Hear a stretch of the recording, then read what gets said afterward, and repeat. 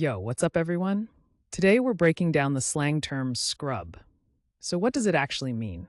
In simple words, scrub is a slang term for someone ignored or deemed useless, often in gaming or relationships. People use it when describing someone who is not skilled or is annoying in a social or gaming context. Sometimes it can also mean something slightly different depending on the context. Where did it come from? Slang usually has a cool backstory. Scrub first showed up in the 1990s gaming scene. Over time, it spread into everyday talk, especially among gamers and young people. Now let's check out how to use scrub in a sentence. Correct example 1. He got called a scrub after missing every shot in the game. Correct example 2. Man, don't be such a scrub. You'll get better if you practice. And for laughs, here's a wrong example. My grandma said scrub at Sunday dinner, and everyone just froze. See how slang adds personality and vibe?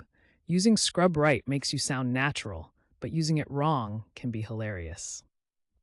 Quick recap. Scrub means a slang term for someone ignored or deemed useless, often in gaming or relationships. It started in the 1990s gaming scene, and now you'll hear it in conversations, online, or even in music.